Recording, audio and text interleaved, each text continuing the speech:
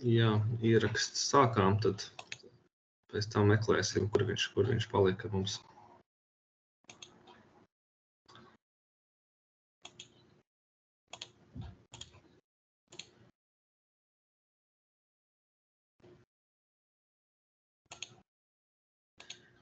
Vai jūs redzat prezentāciju?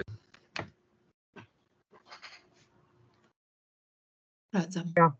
Jā, brīnišķīgi.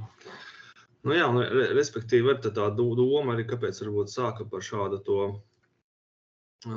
ideja radās par šādu pieteikumu gatavošanu un lai pētītu šajā jomā kaut ko arī bija, protams, arī skatoties dabas aizsardzības pārvaldes materiālus, arī, protams, arī skatoties apkārtā, tā invazīva auga, protams, ir tāda pieaugoša problemātika. Un viens variants, kā tas radās jautājums, ko mēs ar viņiem varam darīt.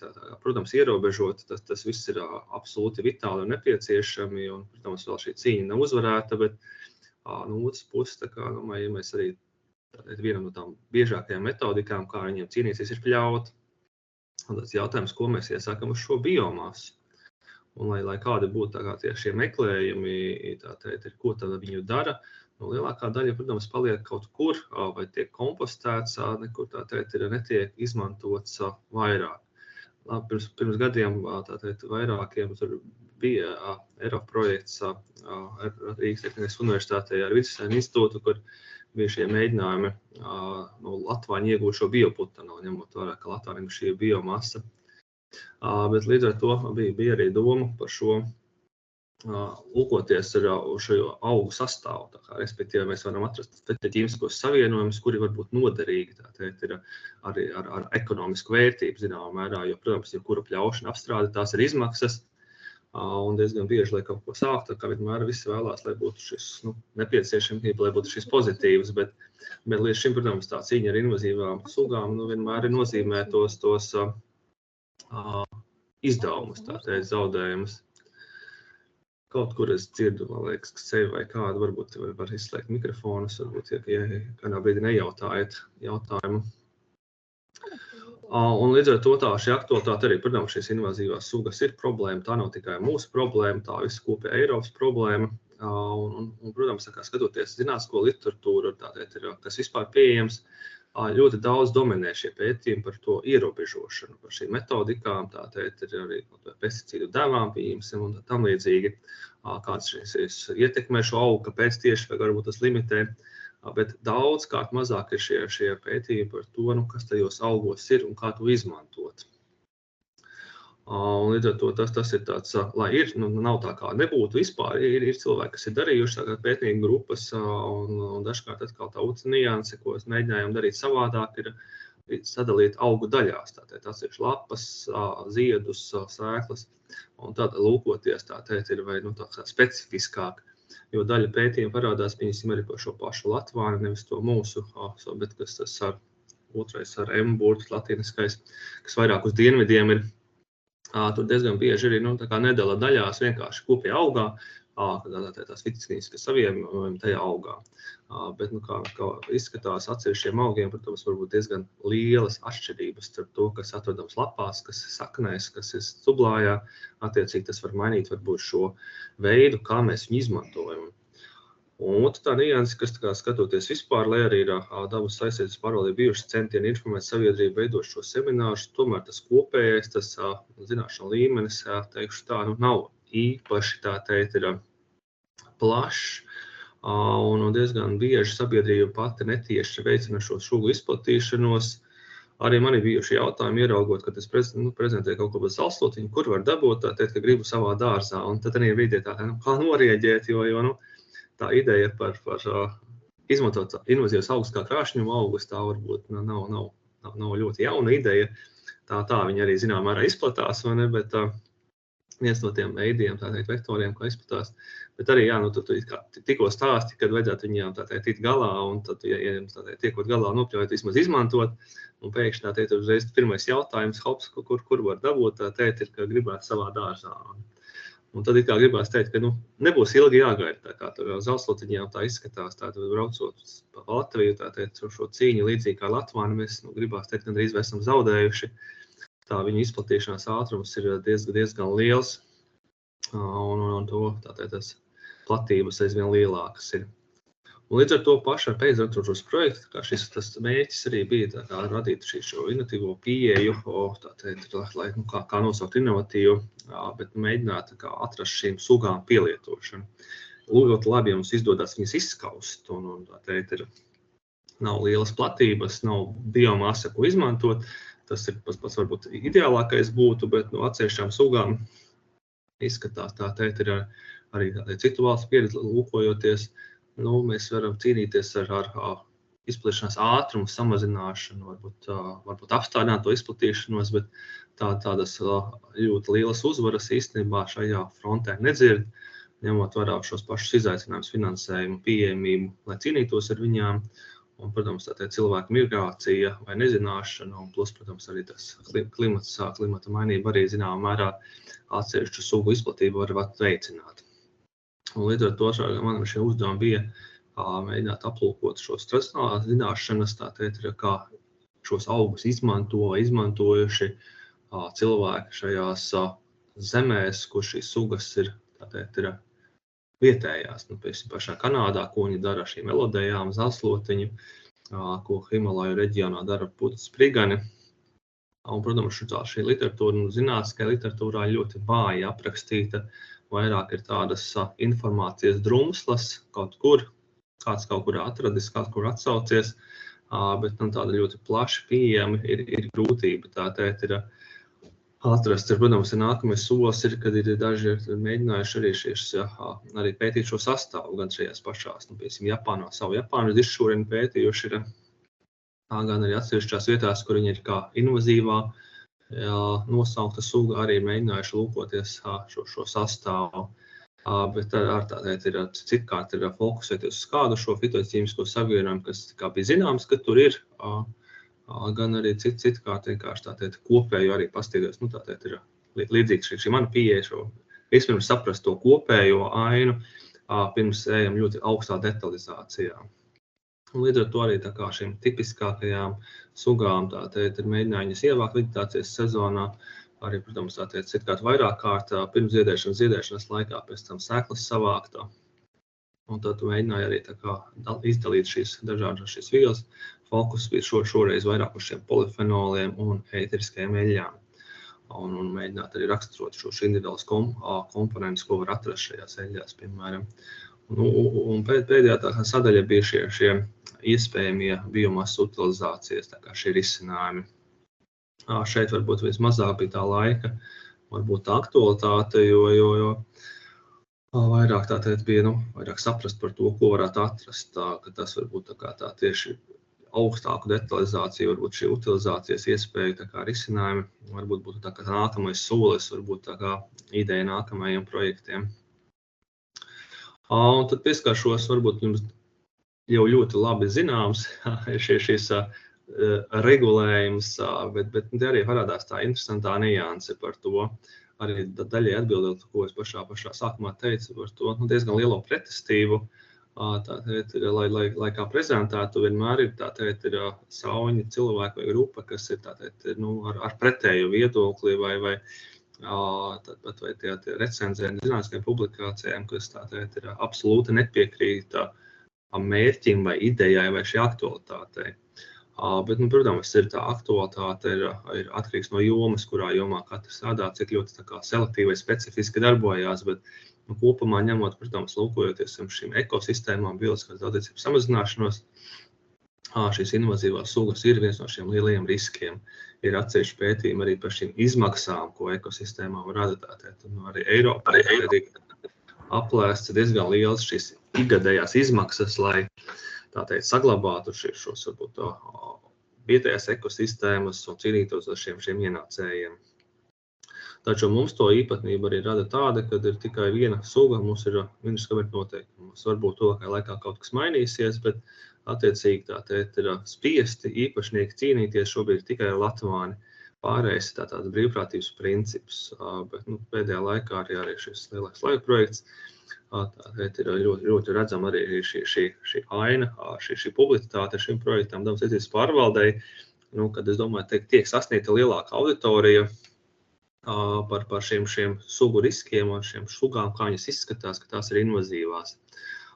Jo arī pašām tā tēt ir, lai arī tā kā videzinātnes studējas, darbojies tā tēt ir arī vidē, vai ne, un tā kā, arī gribās teikt, īstenībā pirms šī projekta bija salīdzinoši virspusēji zināšanas par šiem invazīviem augiem, jo tā nebija īsti mana pētījuma tēma, un tā kā ļoti nebija, tā kā sirsniņā dziļi nebija invazīvi augi iekrituši, vai ne. Bet līdz ar to, tagad skatoties, tie materiāli ir pieejami mājaslapā, tā dabasies pārvaldes mājaslapā arī šajā projektā, tas pārvaldnieks arī izmantoja jūsu materiālus šeit tad savās prezentācijās par šo izplatību. Bet tā otrā nianse ir Eiropas Savienības invazīvu augu sarakstā ir 41 suga, bet tikai 2 sakrīt. Sosnovska latvānis un puķis sprigani vismaz neizdevās atrast vairāk šīs sakritības, kas arī varbūt parāda to kopējo ainu, varbūt Eiropas mērogā ir šī suga, taču es tā kā mēģinu pētīt, raksturot, publicēt pētījumu rezultātus par šīm sugām, kas varbūt ir tikai 1 vai 2 no tiem Eiropas un pārējās kaut kādas, mazināmākas sugas, kas mums ir aktuālas, bet kopējā Eiropā tā kā nav tik interesantas, bet tas tad, ja es nepētu tā kā šo ūdens hiacinti, vai tas nozīmē, ka pieņemsim tas skatīties gurķi vai lupīni, tā kā nav aktuāli. Tas tā kā gribētu domāt, ka ir, bet tātad ir Eiropa nav ļoti maziņa, nav ļoti liela, bet tās reģionālas atšķirības ir lielas un attiecīgi, kas varbūt ir Dienvidu Eiropā, tas varbūt kā nav Ziemeļa Eiropā un otrādāk. Un lūkojoties arī uz šo pašu regulējumu, parādās tāda interesanta nianse par šiem izmantošanas iespējām. Respektīvi, arī šajā sugā sarakstā iekļautās invazīvās sugas nedrīkst apzināti ievest, nedrīkst turēt, audzēt, transportēt. Bet, lai arī to nedrīkst, protams, tā izplatība notiek cilvēku palīdzību dabiskā ceļā ar vēja, ūdens transportu un tam līdzīgi. Tomēr ir arī tādi punkti, kas ir dod iespēju izdot atļauju attiecībā uz atsevišķām sugām, par kurām veikt pētījumus. Vai viņu saglabāt pārpus šiem dabiskām dzīvotnēm, un respektīvi diezgan varbūt liela zaļā gaisma gribās teikt ir iedota par šo sugu izmantošanu medicīnā, medicīniskiem nolūkiem. Par to īstenībā arī vairāk šie pētījumi parādās, piemēram, par šo pašu diapētu, vai mēģināt atrast fitoķīmiskos savienojumus, kuriem piemīt pretvēža aktivitāte, vai šī nianse tā kā tiek apskatīta, ņemot vērā šo iespēju. Bet, protams, arī var tā kā tik dot atļauju citiem izmantošanas veidiem, ja ir tāda nepieciešama vajadzība pamatojums, un, protams, arī tas ir saskaņā ar vietējo likumdošanu plus Eiropas komisiju. Attiecīgi no tā šī likumdošā rāmi, ir, protams, izmantot viņas kaut kādā veidā var, protams, novēršot šos izplatīšanās riskus. Tad pirms sākam varbūt tiem precīzākām tām niansēm, kas tika darīts, arī mēģināju apkopot to visaptverošāku, to informāciju, nevis ar ļoti augstu detalizāciju, bet ko tad vispār pasaulē un Eiropā mēģina darīt ar šiem invazīviem augiem, tieši uzsverot invazīviem. Ka, protams, tos augus visādi var izmantot, bet to, ko var atrast, kādos pētījumos, kādos informācijas materiālos, kāds es mēģinājis aplūkot šādus aspektus par šo invazīvo augu izmantošanu. Mēģinājos grupēt tādās, varbūt 4 lielās grupās. Viens ir, protams, ir šī kompostēšana, arī kas mums Latvijā izstās, kad ir populāri, ja tiek nopļauts, tad diezgan bieži arī viņi tur arī pat atstāja. Vai saliek ir čupiņā dabiskai kompostēšanai, varbūt pat nepievēršot uzmanību apmaisīšanai un tam līdzīgi. Tā dedzināšana savukārt atkal, protams, šiem koku sugām. Tā kā mums varbūt šo ošlapu kļauju, bet Latvāni tad šeit nededzinās, vai ne tā kā tur. Parādās arī tā nianse izmantot bioūglei. Tādēļ, ja mēs veicam šo termisku apstrādi, protams, iegūstam šo ogli, arī augs sastāv no celulozes un ir iespējams iegūt šo bioogli. Tāpat arī šie komposti, ir mēģinājumi, vairāk gan redz, ka šī kompostēšana, zinās, ka literatūrā ļoti tā izteikti ir no varbūt pat Āfrikas, Indijas, šiem varbūt ir vairāk uz dienvidiem. Ziemeļu valstīs ir par šo kompostēšanu, invazīviem augiem ir diezgan maz tomēr aprakstīts. Ir atsevišķos gadījumos, kad mēģina apskatīt arī šo slāpekļu fosforu atguvi no šiem augiem. Visvairāk, protams, ir par niedrēm, kura varbūt nav īsti kā invazīvais augs, bet šīs biomasas un spējas aksimilēt arī viens no tiem augiem, ko apskata, bet arī šāda nianse ir. Tad ir virkne degvielas, tātad ir šo pašu spirtu iegūt, arī es tā kā mēģināju sākumā varbūt iegūt kaut kādu šo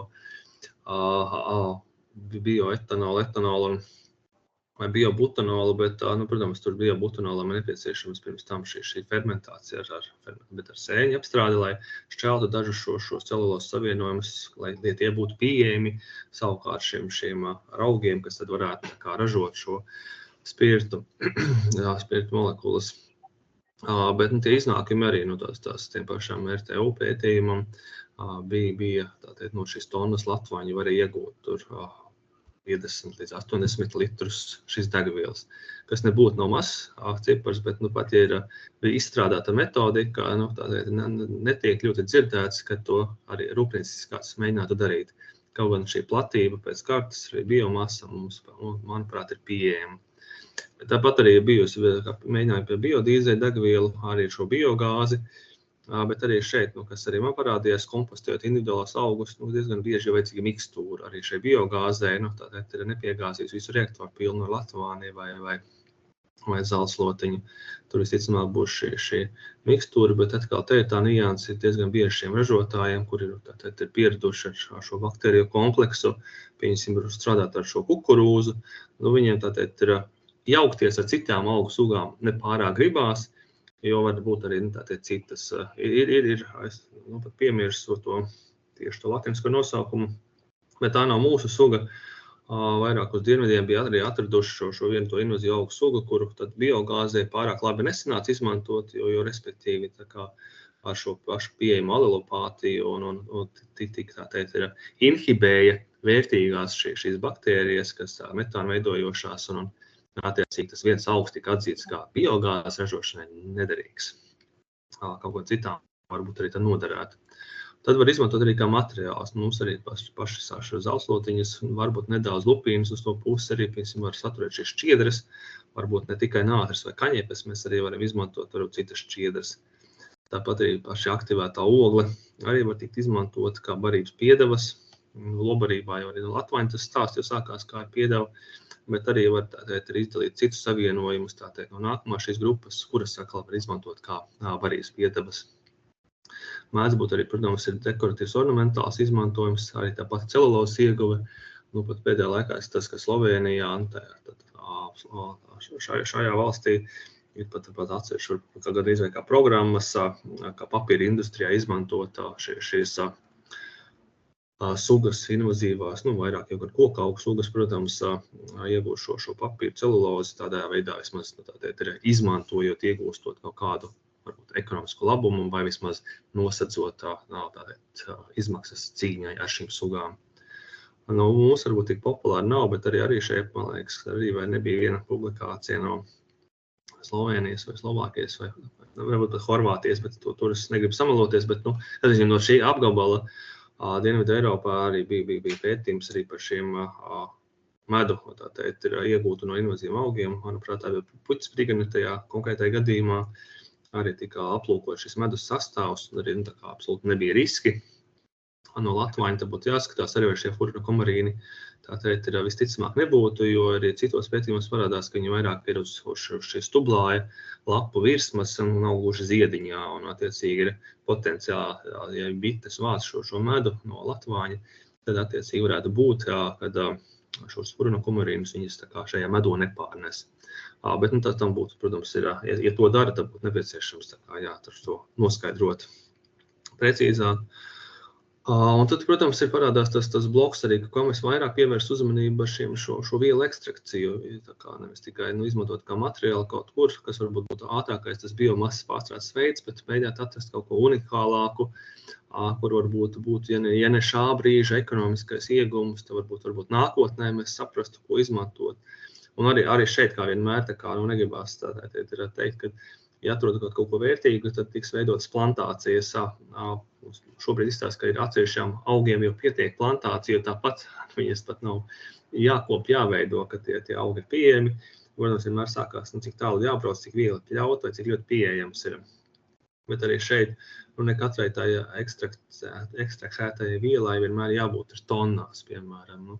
Ir arī atsevišķi, piemēram, arī tam salīdzinājumi varbūt nav perfekts salīdzinājums, bet arī Madara kosmetikas vienā brīdī varbūt pat vēl ir tā produktu līnija, kad izmantoja ezeru sapropeli dažos kosmetikas produktos. Tad viņiem tas ieguves daudzums bija, ne vairāk kā pāris kubikmetri gadā. Nevajadzēja vairāk priekš kosmetikas industrijas, tās mazas farmācijas kompānijas, ir milzīga tonāža. Un atsevišķiem šiem savienojumiem, kā to šām metriskajām eļļām, arī, protams, tas atsevišķas metriskās eļļas mēdz būt ļoti dārgas, ir dārgi savienojumi, vai grūti iegūstami, vai retāki augi, vai ļoti vērtīgi. Bet arī šis varētu būt tāds, kad nevienmēr būtu jāskatās arī uz to, vai mēs varam saražot simtiem tonu, tas var būt arī daudz mazākos mērogos. Un tad mēs varam ķerties klāt pie šiem paveiktajiem projekta laikā. Un, respektīvi, viena tā ideja bija par šo kompostēšanu. Vairākas reizes parādījās dažādās literatūras avotos. Diana bija pārsūtījusi, mums jums kaut būs ir... Kaut kur no mikrofona, es atvainojos. Jā, paldies. Respektīvi, par to kompostēšanu. Ir viena tām vienkāršiem tendencijām, ja mēs netaisam kādas lielas ekstrakcijas, vienkārši šo masu, ja mēs kompostējam, vai izmantošanas iespēju šim kompostam. Otra nianse ar šo pašu, šo preventīvo izplatīšanās novēršanu, vai ar kompostēšanu mēs nedodrošinām to, ka atsevišķas sugas mēs varam tādējādi izplatīt. Vienkārši, ja mēs šo kompostu kompostējam, pēc tam izmantojam, tā kā izsējam kaut kur izplatam uz laukiem. Un šeit šī ideja bija šīs, ir plaši izplatītās ar lielu šo pašu biomasu. Šīs bija tīs fokus sugas, ko es mēģināju vairāk raksturot, pētīt. Arī uzsverot to, ka tas projekts ir viena cilvēka projekts, kad nav grupas darbs, kad attiecīgi ir ierobežotāks iespējas, piemēram, visas 36 sugas vai 37, ņem detāli izskatīt. Bet šeit arī bija tika izmantotas šīs 4 sugas, veidoja individuālos kompostus, nevis mikstūras, bet lai mēģinātu identificēt tieši kas notiek ar šo sugu, kāds ir šis komposts sastāvs, ja mēs kompostējam tikai tīri individuāli, ir viena veida sugu. Un tad tika šie komposti pagatavot, noteikti arī šī fitotoksicitāte, veicot dažādus testus. Un tā kompostēšana pati notika, arī roku darbs, tas sanāca, diezgan smagnēji, bet kompostēšana tika veikta imitēta šī mājas kompostēšana, nevis industriālo, Rigauniem tur mēģināja runāt, bet tā ideja tur nobruka, viņi bija atvaļinājumos, kad bija tādi lielāki būtu šie industriāli konteineri, kur pirms tā masa būtu jāsamaļ, bet rezultātā ir tika sakapāts vienkārši, imitējot mājas kompostēšanu 280 litrīgos šajos kompostēšanas konteineros, kurus ir laiku pa laikam regulā apmaisīja, lai veicinātu labāk šo kompostēšanu, bet attiecīgi tas pirmais pārsteigums bija ārprātīgi augstais masas kritums sākotnējais.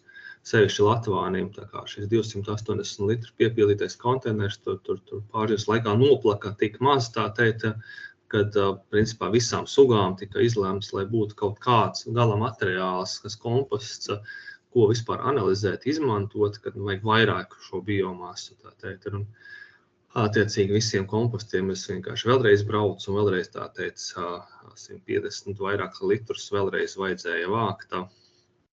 Lai piepildītu šo konteineru atkal līdz augšā, un tad beigās sanāca kaut kāds arī materiāls, komposts, apašajā kreisā bildītē, kur izsijājot, tad tika iegūts šis materiāls, kur varēja raksturot arī dažādām ķīmiskajām metodēm, spektroskopiskajām analīzēm, noteikt pH, elektrolyzes spēju, oglekļa sastāvu, tāpat humikācijas indeksu, polimerizācijas pakāpi un arī tā skaitā metālus.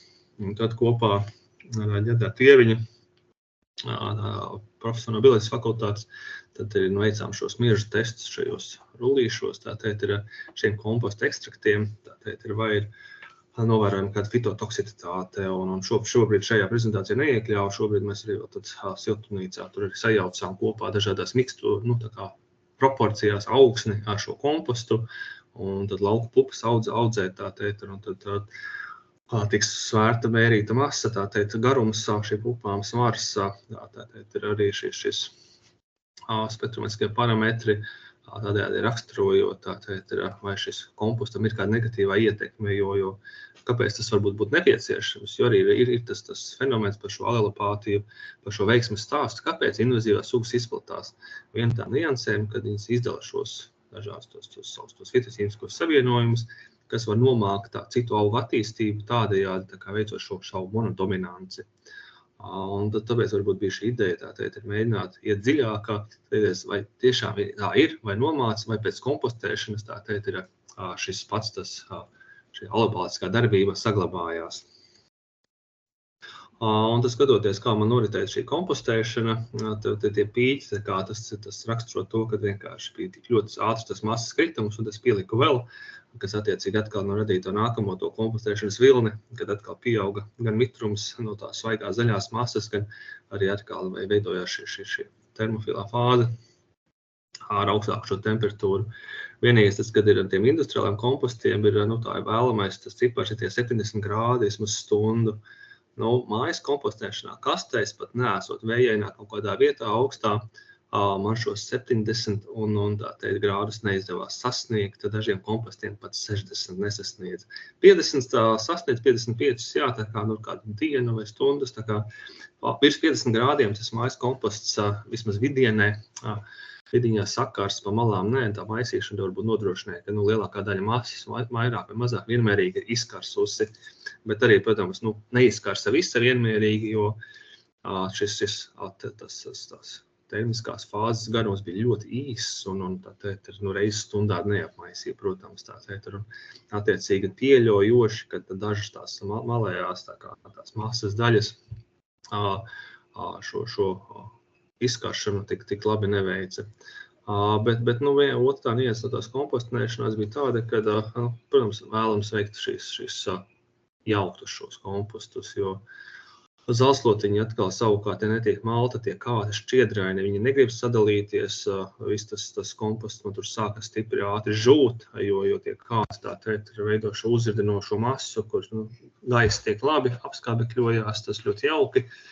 Bet pat tā humificēšanās, sadalīšanās ir tendence uz žūšanu. Tie man bija jāsāk jau laistīt, kamēr Latvānis atkal bija plaka tik ātri, kad arī vairs nebija viņš kā irdena masa, neveidojas viņš kā tāda putra īstenībā, kā tāda plastiska masa, kur arī diezgan nelabi oda par spīti maisīšanai, jo viens no tiem raksturojumiem, ja sāk komposts smirdēt, kaut kas nenotiek labi. Šeit bija tā, ka tur to nevarēja nekā izslāpt, to maisi nemaisi, pārklāja kaut kādās kastītēs tur iekšā. Viņš bija slapšs, ir noplacis, ir ļoti ātri. Un sprigani, protams, pēc savu sākotnējā vienkārši mitruma visi tie stublāji arī bija tas, kas tur sākums pludojošs, bija diezgan bet pēc tam arī palika pāri tajos kātos, tas dažšies, ka tie, zināmā mērā palika nesadalījies materiāls šajā, varbūt salīdzinoši īsajā 100 dienu, 130 dienu kompostēšanas ciklā par visus līdzīgā laikā pārtrauc, kas skatām 130 dienām, jo kompostēšanas bija apstājusies, masa nekritās, nekas tur nesadalījās, un tad vienkārši vai tur spītīgi jālaist, ļoti bargi, vai vienkārši pietiek žāvējiem līdz galam un sākam analīzes. Un tad tas mērķis bija mēģināt, lai to kompostēšanos padarītu to pētījumu efektīvāku, saraku klāt saknes šim kompostam, vācot augus, pieriku klāt svaigās saknes, mēģinot, pēc tam tā ideja bija atrast šajā kompostā saknes un mēģināt, vai viņas saglabājušas dītspēju.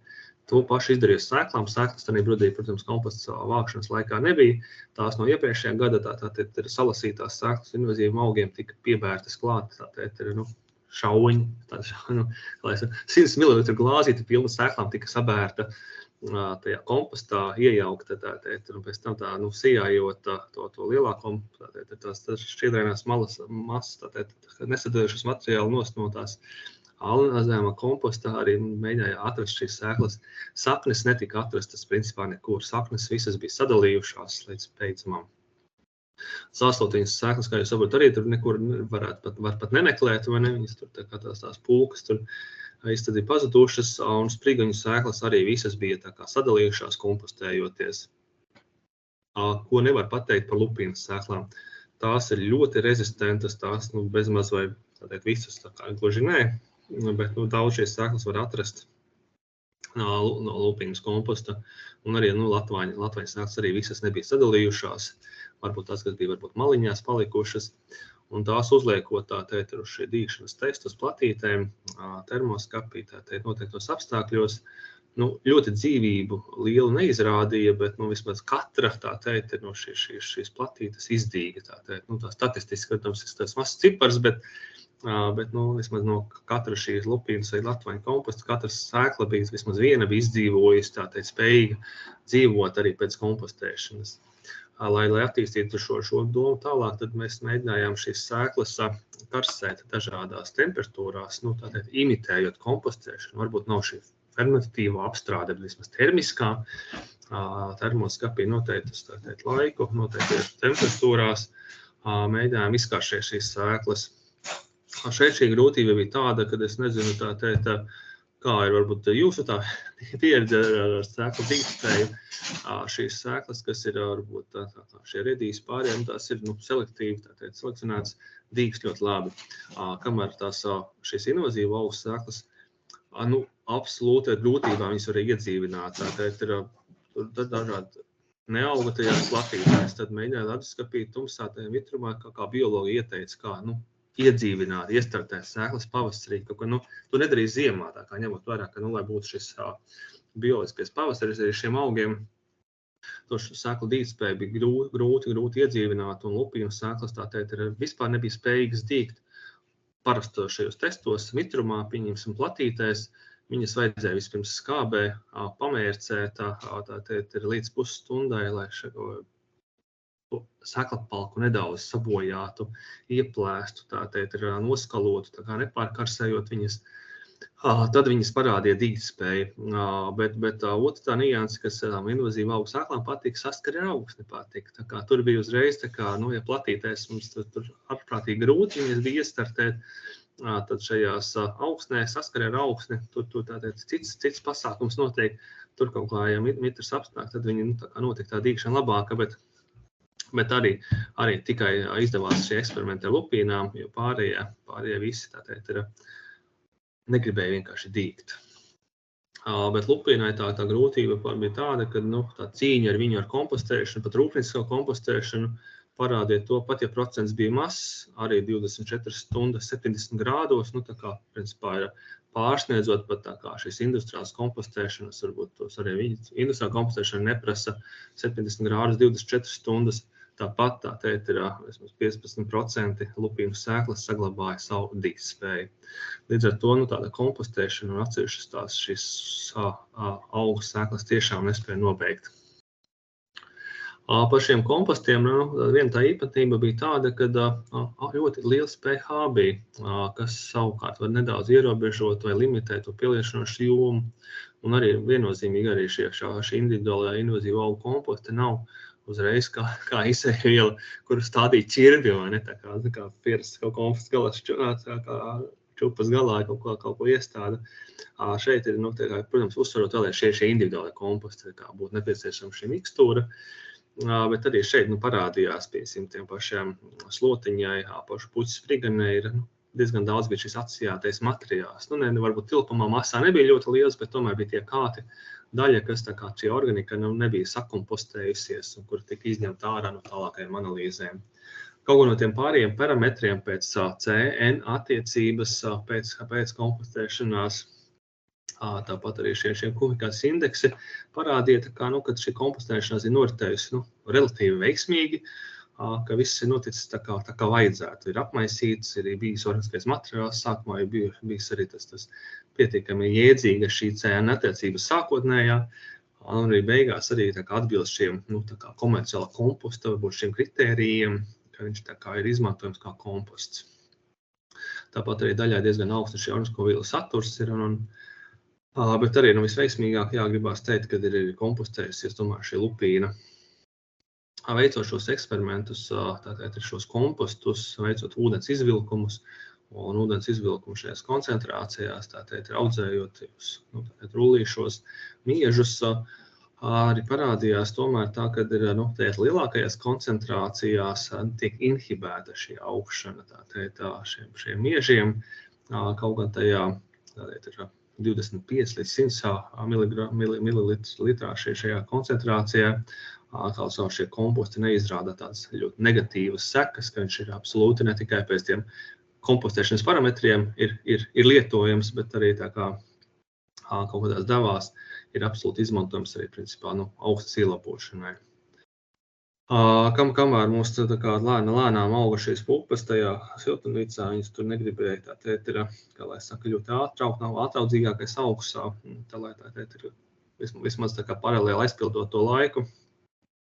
Tika veikt arī šie redīšu dīkšanas testi, kur ir nedaudz ātrāk, jau 5 dienās iegūstam šis rezultāts faktiski, pati tā diedzēšana, salikšana, mērīšana, tas ir cits stāsts vēl.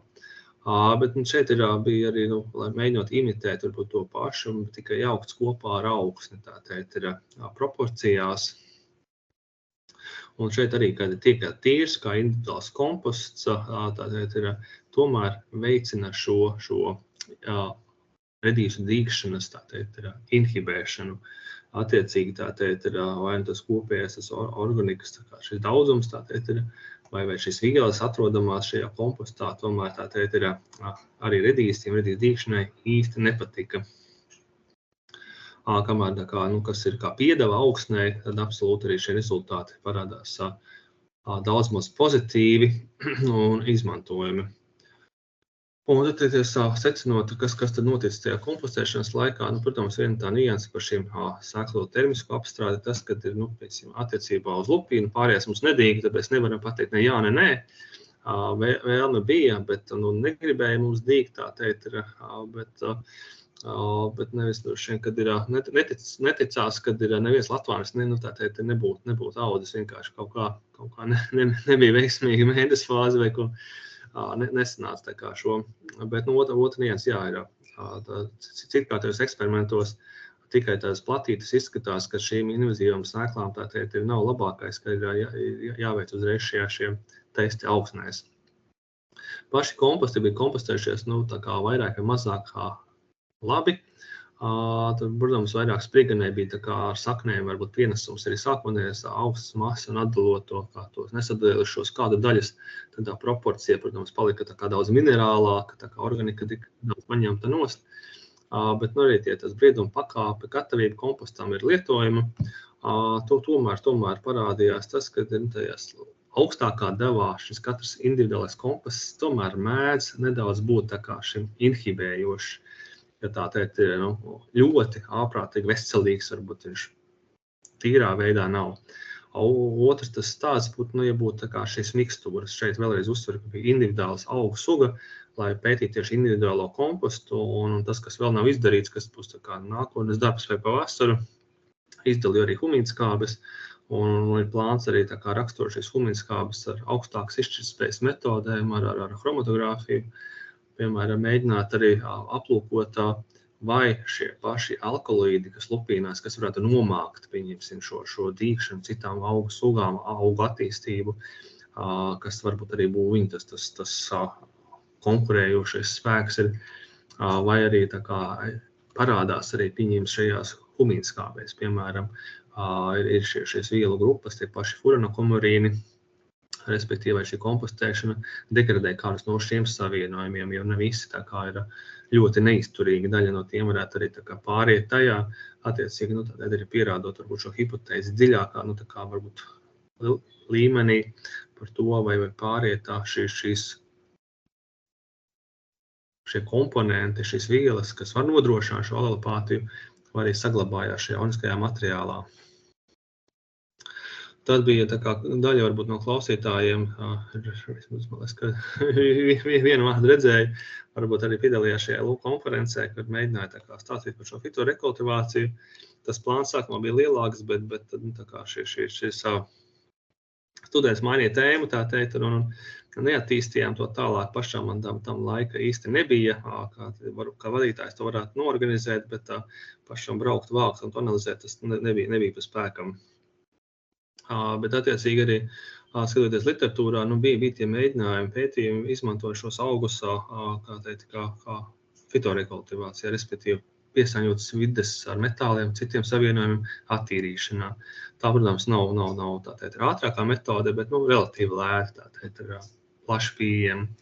Un arī tie augi izdalās kā hiporekumulējošie, kuri var tā teikt diezgan augstas šīs koncentrācijas sevi uzņemt, un varbūt izturēt diezgan augstas, bet ir vesels lērums augu, kas to var izdarīt, un kaut gan tie hiperakumulējušie nav nemaz tik daudz.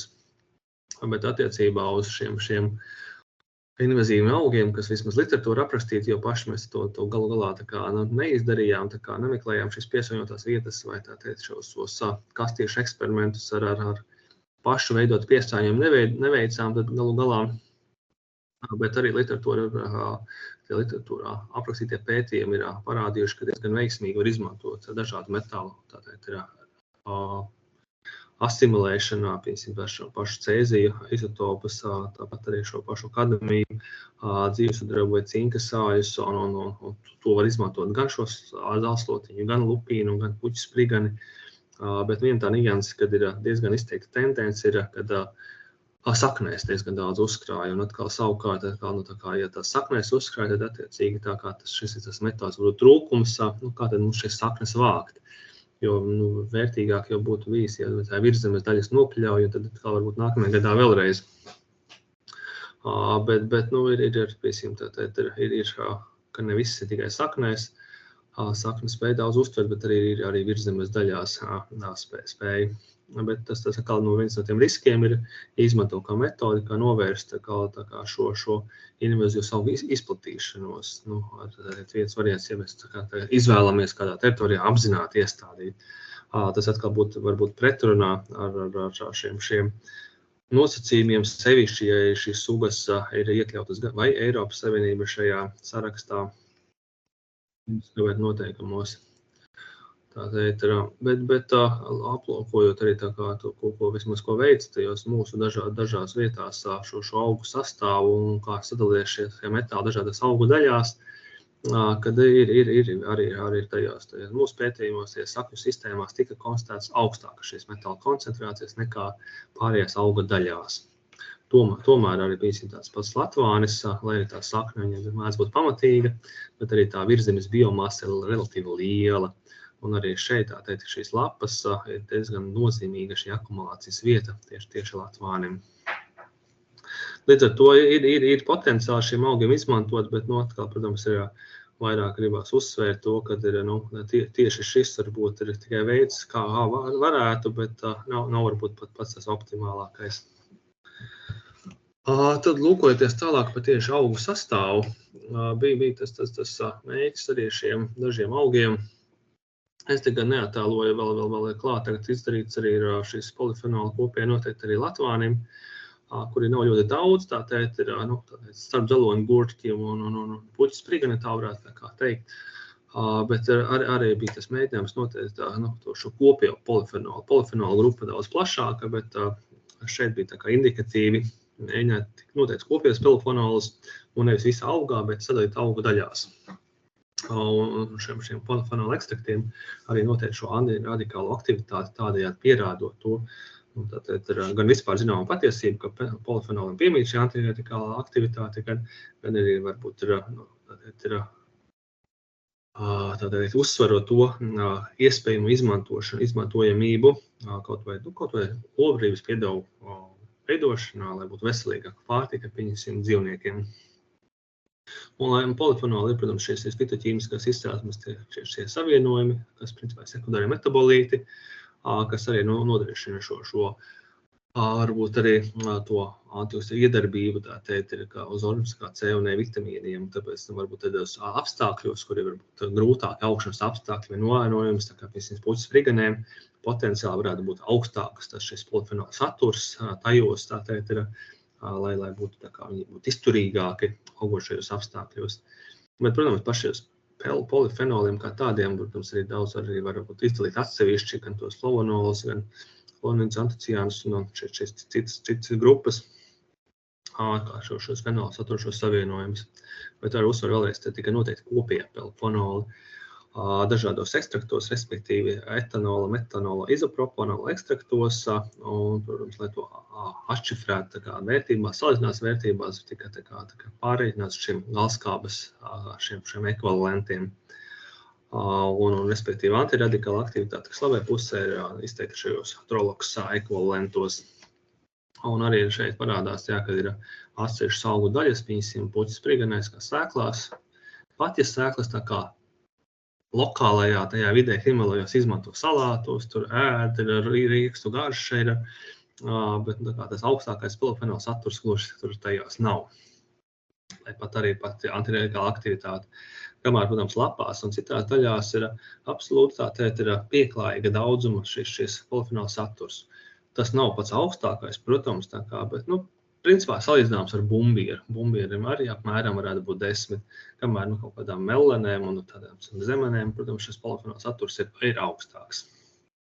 Bet, attiecīgi, ar šis tomēr vēl ir absolūti ekstrahējums apjoms ar šo komerciālo, varbūt tā teikt, ir ieguvumu.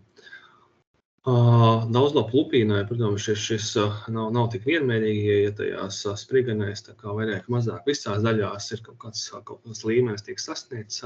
Latvāniem arī, zinām, tas pats stāsts ir, nav ļoti daudz, bet, tā kā visās augu daļās ir, tātad ir, un lupīnai arī ir atsevišķos brīžos, piemēram, tā kā saknēs ir ļoti daudz var atrast, tātad ir citās daļās stipri mazāk. Līdz ar to, atkal, ja tie ir tikai saknes, tātad kā no ieguves avota, viņas ievākt, savākt, notīrīt un, protams, ekstrahēt, varbūt nav tas vieglākais, ērtāk būtu, ja viņām būtu vairāk šajos, piemēram, stumbros lapās. Bet arī šeit pieejama arī, protams, šiem polifenoliem šī antiradikālā aktivitāte. Kamēr skatoties uz savu pašu dzeloņu gurķi, tad dzeloņu gurķiem savukārt atkal šīs vērtības, kā jūs redzat, stipri mazākas, tā kā maksimālajā gadījumā sasniedzot tikai 3 šos galskābes ekvivalentus uz 100 gramiem sausa auga masas. Un tas ir sausa auga, nevis tā kā slapja auga, kas jo augos arī mēdz būt šis mitrums, protams, virs 80%. Bet arī šeit šī zeloņu gurķim to pašu augli tā kā izmanto arī dažādos tajos, arī pārtikā var izmantot, vismaz tajās dienvidu valstīs, arī, kur viņš ir lokāls izcelsmes augs, bet kā ar šiem polifenoliem bagātāko augu nosaukt nevarētu. Otrā nianse parādījās par šīm lupīnām arī, lupīnai vairākas šīs sugas ir, protams, ko laborība izmanto, un tā kā šī daudzlapa lupīna atkal būtu tā, ko, tā kā tie lopi tā kā negrib ēst, apzinoties, zinot arī šo kaitīgumu. Šis kaitīgums ir, tātad, slēpjās šajos alkalīdos, kamēr šīs saldās lupīnas sugas ir selekcionētas tā, lai tajās būtu šī alkalīdu koncentrācija ļoti maza, tātad, vai praktiski 0. Tā kā šajos ir, protams, šī koncentrācija ir augstāka. Kopsumā, tātad, ir pārsniedzot pat 2 gramus uz 100 gramiem augas parauga, tas, tātad, pārsniedzot 2% alkalīdu satura augā, kas tad jau var izpausties tā kā šis toksiskums, kāpēc varbūt lopi neēdīs. Bet arī, ja tas kā lobarībai šī alkalīda nedara, ir atsevišķi šīs biofarmācijas jomas, kur atkal kāds atsevišķi alkalīds, tātad ir kā individuāls savienojums, atkal var būt noderīgs. Bet arī skatoties ar pētījumiem literatūrā, tad, protams, šis alkalīdi, tātad ir individuāli alkalīdi var atšķirties dažādām šīm lupīnām atkarībā no šī geogrāfiskā platuma, kur viņas ir augušas. Un šis varbūt ir šis mūsu pētījums par mūsu šīm lupīnām. Un tad neiet dziļi tajos katros, varbūt sarežģītajos nosaukumos, arī vairāk dominēja tā izcelsme, ka pieņemsim šis tetrahidroformu. Šis savienojums nebija vairāk pieejams visās augu daļās, kamēr ir, piemēram, ja selektīvi mēs pievēršamies tā kā lapu apstrādē vai tā kā tieši varbūt ziediem. Tas arī, protams, varbūt nebūtu mehanizēta vākšana, vairāk tā kā roku darbs, bet arī gailenes un mellenes un arī daudz arī tiek rokām vākts. Un ir valstis, kur teju vāc, tā tejas lapiņas ar rokām. Ja tas nav tā kā mežonīgs tonāžs produkts, tā kā, protams, tas rokām tas ir izdarāms, ka faktiski arī var tā teikt ir šāda augu sadalīšana, šī ideja nemaz nav slikta, jo šie pētījumi, tā kā kopie pelofenoli vai alkalīdi, kopējā lupīnā, tas sniedz ainu, kas tur ir, bet principā, kad ir arī sadalot augu daļās, var atrast šīs nianses starp tieši tā kā šīm augu daļām, ko es tātad ir varbūt, ja no attīrīšanas viedokļa, varbūt pat palīdz pēc tam nevis jums mikstūra ar alkalīdiem ienāk, tā kā piemēram spirta ekstraktā, bet attiecīgi varbūt ir vieglāk sadalām šie savienojumi. Kaut vai caur kolonu pēc laika, tātad ir attīrāmi, ka iegūstami kā individuāls vielas. Un secinājumi tātad ir par šiem polifenolu satura analīzi.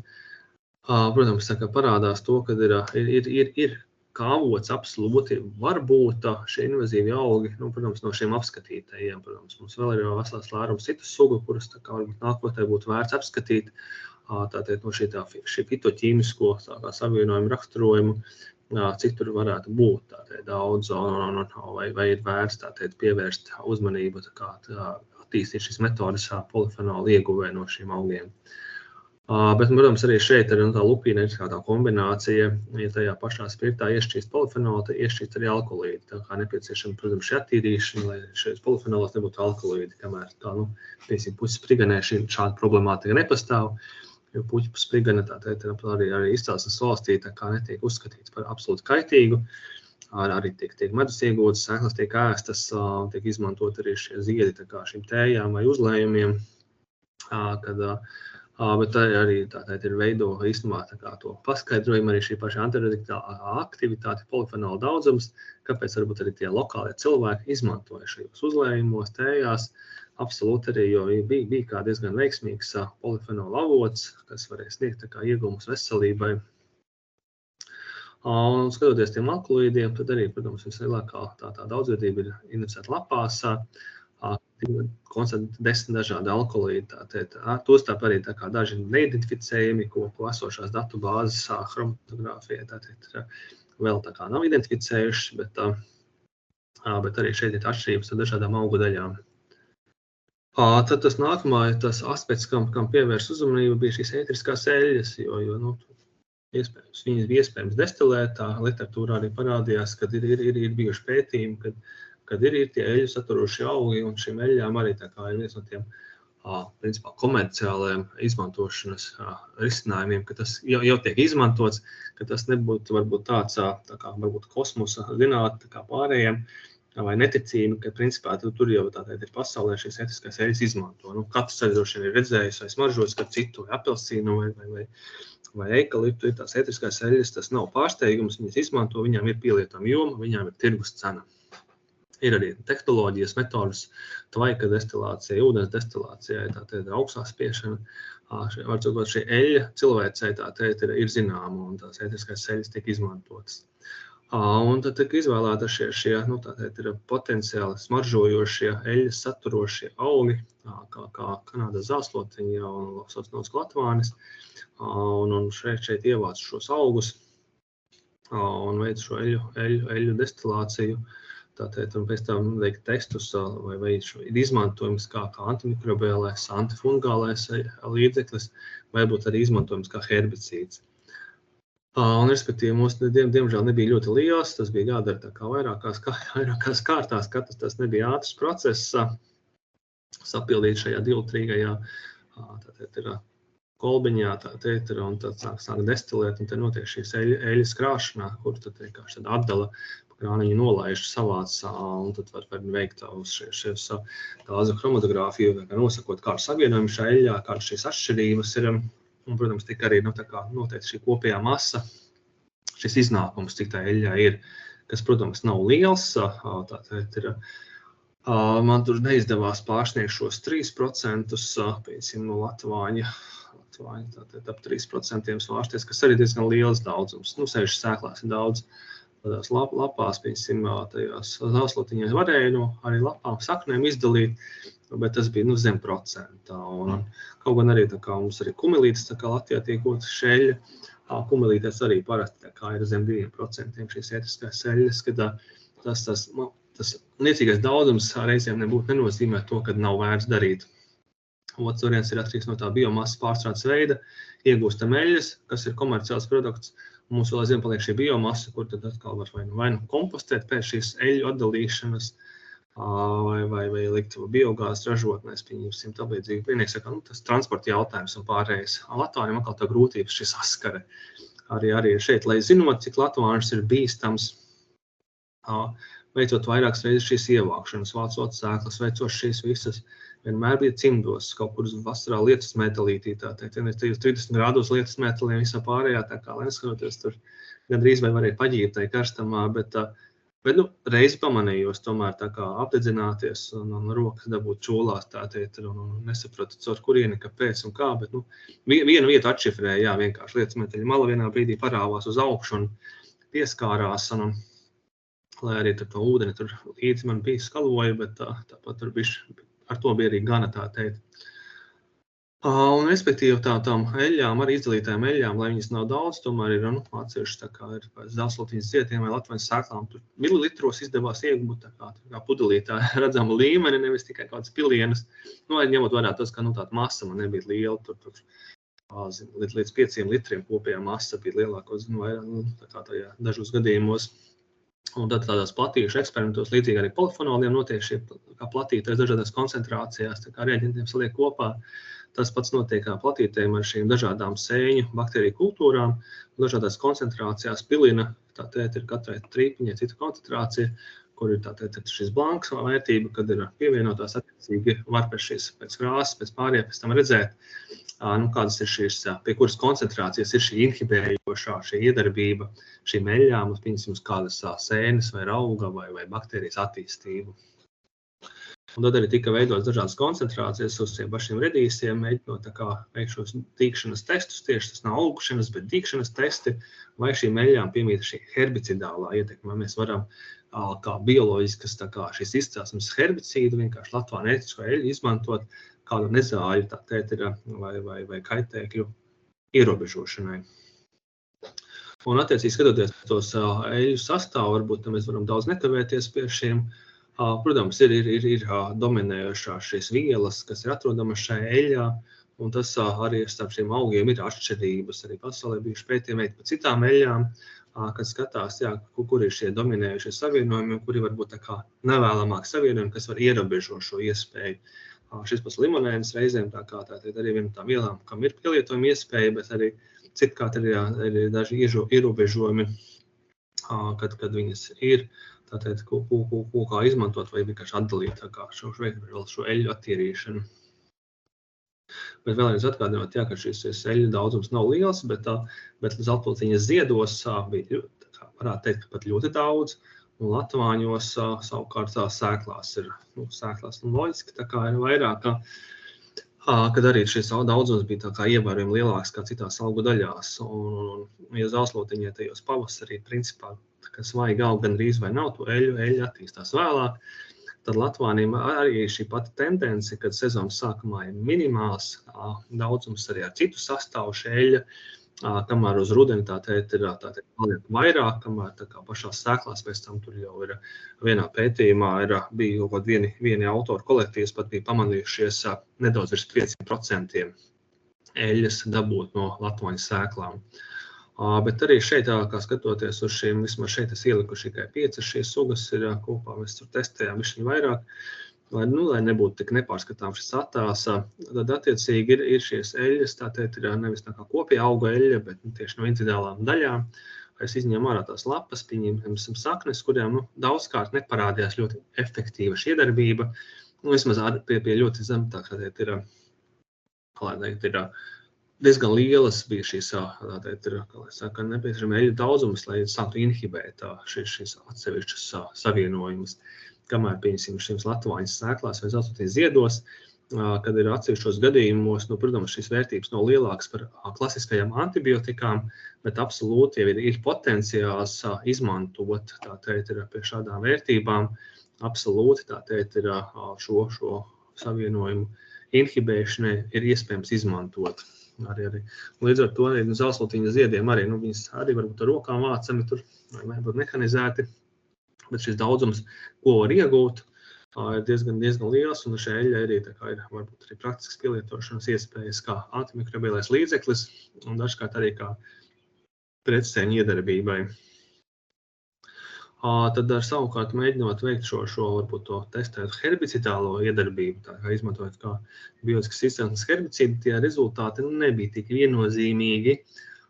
Te gan arī vairāk ir tur, kur varbūt nav, tā kā šajās lapās, to neķerēt krēņķi, vienkārši no lapām iegūtais daudzums nebija tik liels, lai pietiktu mikrobiālajiem testiem, chromatogrāfiskajām analīzēm, un tad vēl tā teikt ir, jo šis herbicīda ietekme uz platītēm saliet, tā kā tās eļļas daudzums bija nepieciešams daudz lielāks, tāpēc tika izvēlēts varbūt tā vidējais, vismaz vienām vai divām koncentrācijām, varbūt sanāk, un tad tur citus tās lielās koncentrācijas ņēma nost, un mazajām varbūt vairs nepietika.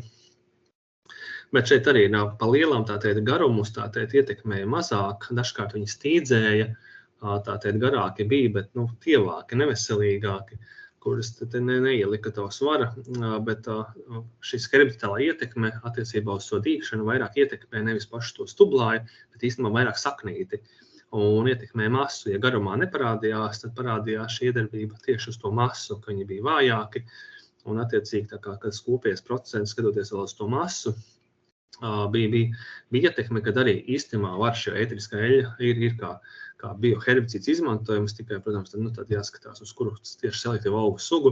Ja mēs gribam nomākt nezālās, tad jautājums, vai tā ir nezāla nomācis, bet nenomācis arī kultūra augu. Un attiecīgi tā ir zeltlotiņai, tur bija vairāk izteiktāti, bija šis ietekme, kad ir šis strīpiņi, ir kontrole, kad ir tikai ar ūdeni, kad bez eļļu piedavām, kad visur, kur beļļas piedavas, tika minimizēta šis garums un masa. Un secinājumos par šiem ēteriskajām eļļām, tad, protams, visbagātākās bija šīs latvāņa sēklas un zeltlotiņas zigadi. Tīri tā teikt, ja mēs gribam cīnīties ar latvāni, gaidīt, ka nobriedīs sēklas, viņas savākt, varbūt nav tas pats optimālākais, bet ziedēšanas laikā arī visās latvāņa daļās ir eļļas, visvairāk, protams, ir tajos ziedos tanī brīdī, bet tāpēc arī mēs jūtam, visticamāk, ar to smaržu, kad ieejam pie latvāņa lauka ziedēšanas laikā, kad ļoti smaržo. Viena no tām smaržām ir, protams, kas rada ir šīs ēteriskās eļļas, kas tur tvaiko un gaisā ir jūtamas.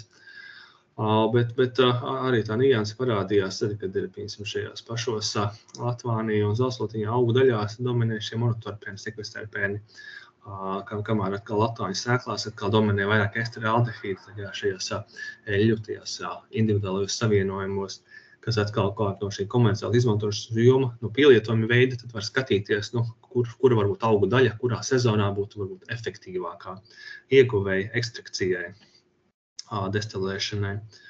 Un par to pretstēnīšu aktivitāti tad arī visefektīvākā izrādījās zeltlotiņas ēteriskā eļļa, kas arī zināmā mērā varbūt arī parāda to, piemēram, šajā pašā kompostēšanā vai tā alelopātijai, kāpēc varbūt šīs sugas dažkārt ir veiksmīgas.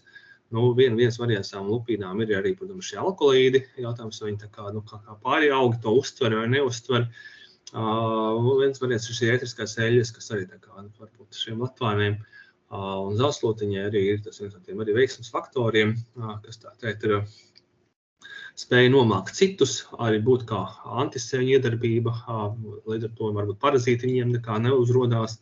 Tāpat laikā arī šī potenciālā herbicidālā iedarbība uz citiem augiem arī var izpausties tādējādi, ka paši viņi rada savas tās ēteriskās eļļas nekaitē, kamēr pārējos nedaudz kaut mikroskopiski nomāc, kas atkal rada to viņu iespēju varbūt dominēt vai monodominēt konkrētajos areālos.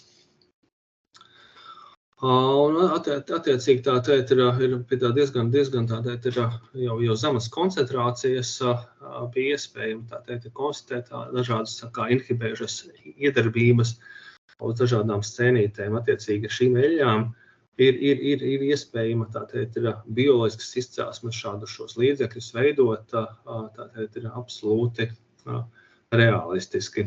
Attiecīgi vajag vairāk tā teikt ir kāds varbūt ražotājs, kas to arī tā kā noved līdz galam, jo šis ir, protams, tikai tā kā šis ieskicējušies pētījums par to daudzumu sastāvu. Attiecīgi šis nav komercpētījums šajā gadījumā.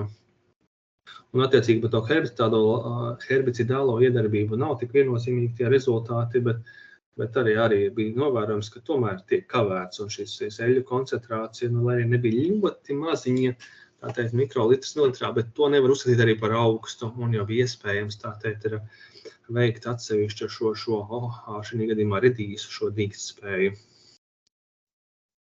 Un par šo izmantošanas potenciālu pašā noslēgumā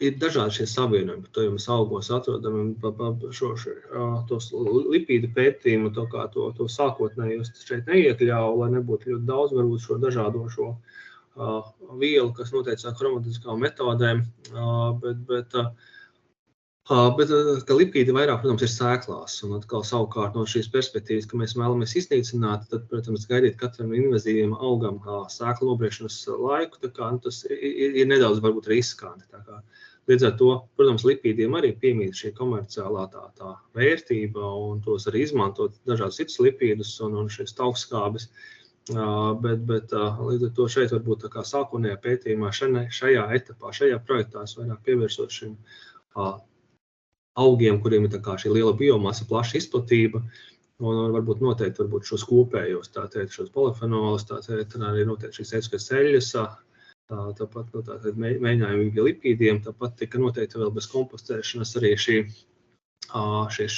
termiskā sadalīšanās, tā termograniskā analīze, tā teikt, ir vērtējot arī šīs iespējas, tā teikt, ja mēs veicam bioogles gatavošanu vai tā teikt, ir kādas citas šīs termiskās apstrādes šiem augiem, kad sadalās, kuras daļas arī, katram arī celulozes saturs var atšķirties.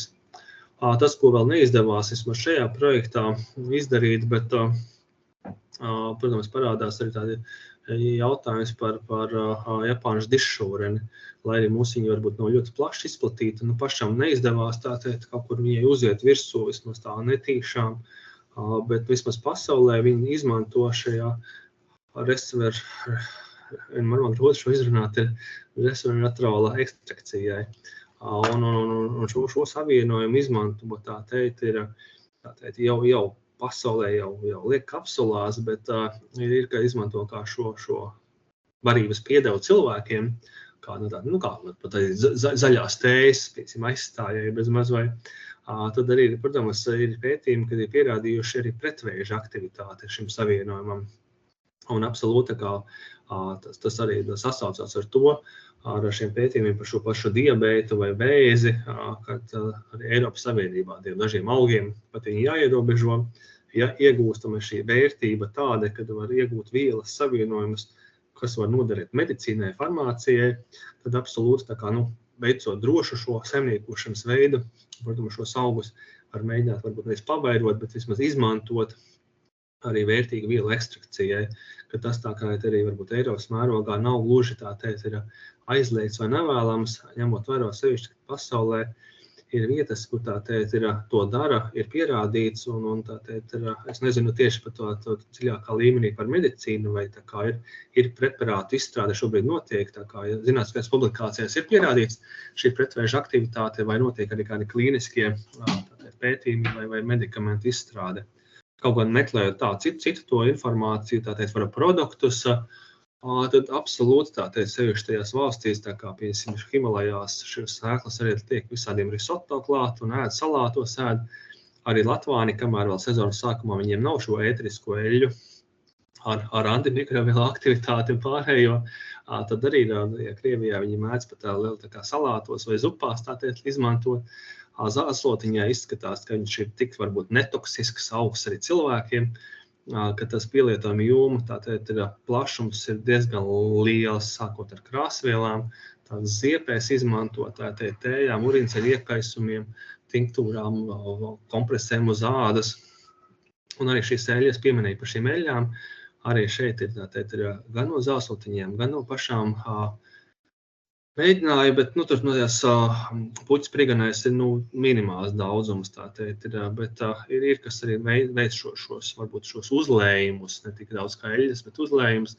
Dažkārt arī mēģina šo eļļu iegūt vai no sēklām vai ziediem, kad arī to šo pašu dišūreni. Es nepētīju šajā projektā, bet nākotnē tās jāpievērš uzmanība, jo tiem pašiem Japāņiem, tais sūrenei, līdzīgi kā Kanādā zāslotiņai, ir ļoti plašs lokālais pielietojuma jomu loks.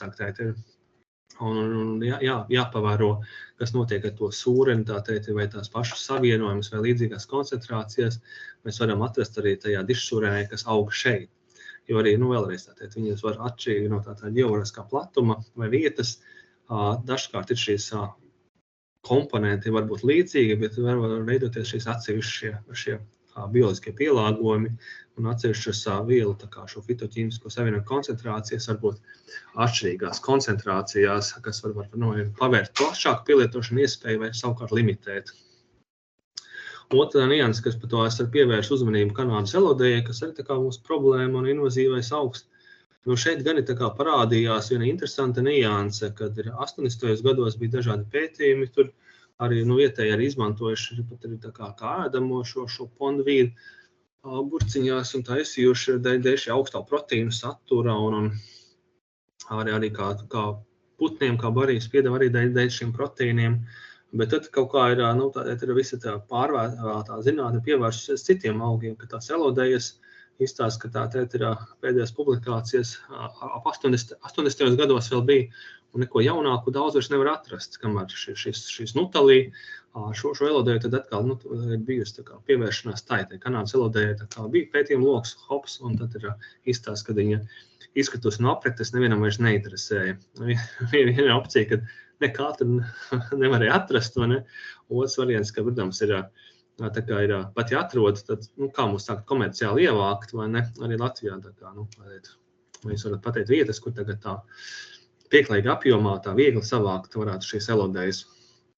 Bet, atkal, jā, te vienmēr arī, atkal par tiem apjomiem runa, arī dažkārt arī šiem eļļām, arī, tās eļļas varbūt arī nevajag tonnās, bet arī tā kā ir šie mazie biznesiņi ar šiem pašiem hidrolātiem, tie arī netiek ražoti milzīgos daudzumos.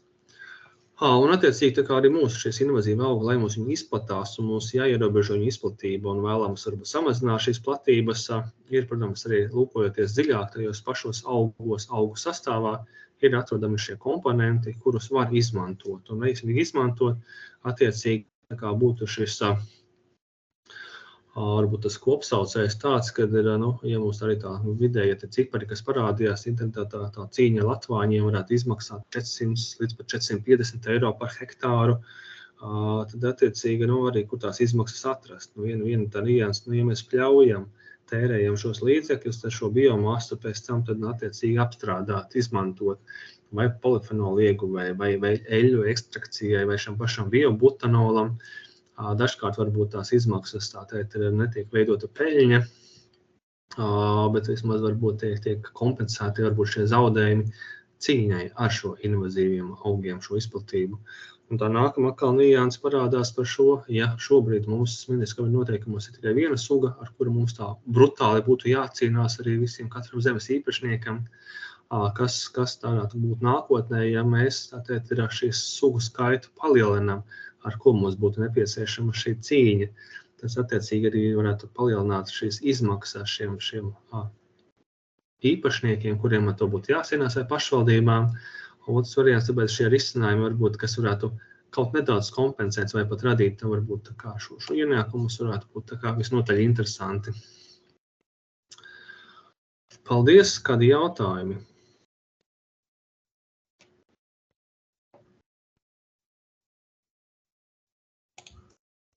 Paldies par ļoti interesantu prezentāciju. Man liekas, tas mūsu jomas cilvēkiem tāds jauns pagrieziens. Es klausoties, man radās jautājums, ko dara, kad izmanto fito rekultivācijā, kur liek to novākto biomasu, kā viņi utilizē tālāk, ja viņi satur tos skaitīgos savienojumus? Parasti mēģinājās krāsnīs tajās dedzināt augstā temperatūrā un tos pelnus savākt kā to, sauņu smagiem metāliem, bet, parasti tā kā, klasika vienmēr tie atraudzīgie vītoli, kas arī kā koku materiāls viņi var izmantot, kaut vai, siltuma enerģijai un pēc tam šos pelnus savākt. Ar tādiem, tiem zāslotiņām tur varbūt tai dekašanai mazāk, bet, ērtākais ir dedzināt un tad tos pelnus savākt, jo citādi lielu augu masu, kur atkal izkliedēta šī tātad nav izdevīgāk, viņus ir tātad sadedzināt daudz maz. Kaut vai turpat izžāvēt čupās un tad izkliedēt un tad dedzināt attiecīgi tos iekoncentrē pelnus, kurus tad var apglabāt kā bīstamo ar daudz mazāk to tilpumu. Bet citādi, jā. Es varbūt, kamēr kolēģi domā, izmantošu vēl otru jautājumu. Kā tev šķiet, tu pamēģināji praktiski to kompostēšanu, vai, kā tev liekas, vai būtu reāli, teiksim, kaut kādās mūsu tur invazīvo sugu iznīcināšanas vietā, iztēlojas kaut kādu pļavu, kas tur apaugus ar puķu sprigenēm vai zātslotām, reāli viņas kompostēt turpat kaut kur uz vietas, lai, teiksim tā, varbūt ne 100% novērst šo tā sēklu izdzīvošanu, bet vismaz kaut kādā mērā netransportējot prom, bet un kā būtu tad pareizi ierīkot šādu kompostēšanas vietu? Stūrī vai ceļmalā, vai es nezinu, kaut kādā turpat izmantojot vietējās vides to resursu. Jā, jau tas labs jautājums, jo tad, kad ir varbūt vienā gadā pļauj, otrā gadā liek klāt, ir laika izveidojies. Un tad jautājums to čupu, ko darīt, jo ir tādā, vienā pētījumā parādīts, ka tie alkoholīdiem no plūpīnām saglabājās šī izturība dzīvotspēja, kad ar laiku viņa augsnē paliek vairāk, kas atkal var radīt to nākamo etapu, kāpēc varbūt tur, kur lupīnas attīstās, ka viņas turpina izplasties un citi augi iznīkst. Viens variants arī, ka šie alkoholīdi vienkārši tajā augsnē paliek, no saknēm, no pārējiem. Attiecīgi, varbūt šis komposts, kas veidojās, kur viņi pēc tam izmantot. Ja viņš ir kādā varbūt kā mikstūra ar citu to zālāku pļauto, tad viņiem varbūt ir tāds pielietošanas iespēja. Arī šiem varēja izmantot, ir labi kompostējies, bet tādās lielās koncentrācijas tomēr viņš parādījās tā negatīvā iedarbība. Tikai tādā viens tas robeža, kurā ir izmantot.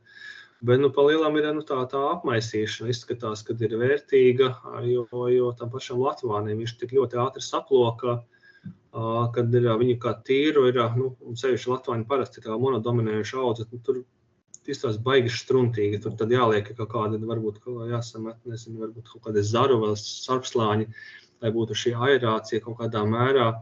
Jo atšķirībā no pārējiem Latvānis ļoti saplaka un cauri gaisa klāt tur netiek, un tad sākās šī amonifikācija pūšana, un tad tas sākotnējais arī šķidruma zudums tur tik liels, tad, ka viņš tādai bakterijām tur patīk dzīvot, tā viņš tur sadalās visi, vai ne, bet tā, kā viņi tieši ierīkota, gribās teikt, ka vai, efektīvāk būtu vest uz šiem industriāliem, kur samiksē citiem varbūt atkritumiem, vai pat labāk būtu uz šiem, ja ir šiem getliņiem, kur vēl citām tiem poligoniem, kur šie bioloģisku atkritumu, kopā ar šiem atkritumiem, un tad varbūt šajos industriālajos kompostēšanas kā šajā tehniskajā kompostā, varbūt tad ir pat šie savienojumi kaut kādi ir, vismaz nav dītspēja, kad ir iegūta šī enerģija un pēc tam vēl šis materiāls kaut kādā mērā izmantojums.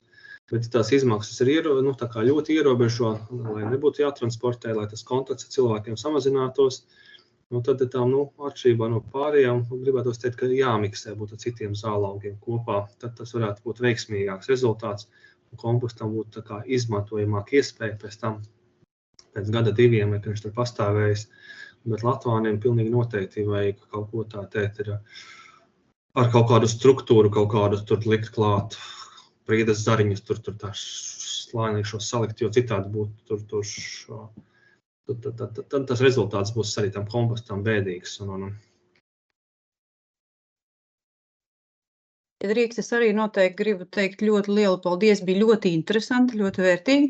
Man bija līdzīgs jautājums tā kā Agnesei par to, ko tad darīt, jo jūs pareizi minējāt, ka patreiz Latvijas MK noteikumos ir tikai tas latvānis, bet laika jautājums, ka tas sugu saraksts paplašināsies, tas noteikti nebūs ātri un nebūs strauji, nebūs daudz uzreiz, bet ir ļoti svarīgi cilvēkiem zināt, ko tad darīt pēc tam. Un, pieņemsim, tas, kas mani priecēja jūsu lekciju klausoties, ka šajos augos, vismaz Latvijas augošajos, netika atrasts nekas baigi labs, baigi vērtīgs lielās koncentrācijās, jo tad uzreiz ir risks, ka cilvēki pastiprināti sāk audzēt un tad aiziet atkal, pilnīgi cita galējība.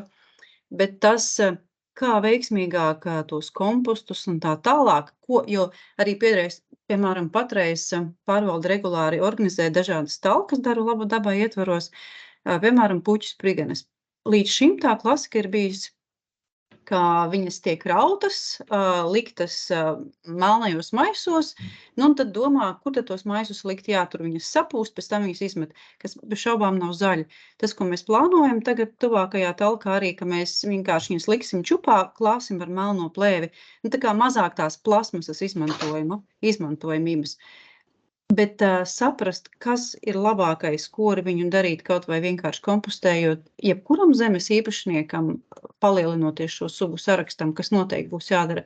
Šis ir ļoti vērtīgs, man liekas, pētījuma pat turpinājums, es teiktu, kā pareizāk viņas, kā veiksmīgāk. Arī šis, kas jums parādījās par to lupīnu dīgtspēju, tas tā kā ir literatūrā, ka lupīna saglabā dīgtspēju šos 30 gadus. Bet arī Latvijā jau šādu pētījumu patiesībā nav. Es skatījos, nevarēja atrast. Jā, jūs pionieri šajā jomā, tā kā es teiktu, ka noteikti ļoti vērtīgs pētījums un noteikti turpināms. Un es pat vairāk redzētu ne tik daudz šos medicīniskos izmanto labo pielietojumu, bet ko tad darīt pēc tam? Jo šis ir reāli praktisks. Cilvēkiem jādara būs, ko tad man vislabāk darīt? Un ir ideāli, ja pirms tam ir skaidrs saprast, darām vislabāk šitā, ja ir šāds variants šitā vai vēl kaut kā. Tā kā ļoti vērtīgi un man uzreiz arī lūgums, ja jums jau ir nopublicēts jūsu rezultāti vai viņi taps, tad labprāt iepazītos, jo šis tiešām ļoti vērtīgi un noderīgi. Jā, ar publikācijām varēšu padalīties, un tā pagaidām to publicēšanos ir grūtāk, jo viens tas apskata raksts par tām tradicionāli izmantošanas jomām tika noraidīts, es viņu pārtaisīšu, uzlabošu, iesniegšu vēlreiz, bet teikt tā nianses par to diezgan varbūt lielo pretestību, arī par šiem polifenoliem arī bija tā antitētiskā aktivitāte, arī bija tā kā tas pirmais mēģinājums bija neveiksmīgs, tā teikt, un to arī kaut ko es pārmērīju, tā kā uzlaboju, bet, to tuvākajās dienās vienkārši vēlreiz iesniegšu, bet, viņas nopublicēs noteikti, un arī par šīm eļļām ir sagatavot, tātad ir samērīts, tā kā ir lielāks tas skaits, tā kā šiem antimikrobiālās iedarbības samērīts, un arī par šo ģedartu ieviņu mēs arī noteikti par to kompostēšanu, par šiem individuāliem kompostiem sagatavosim publikāciju, un tie noteikti būs pieejami, un var padalīties arī tā personīgi aizsūtīt.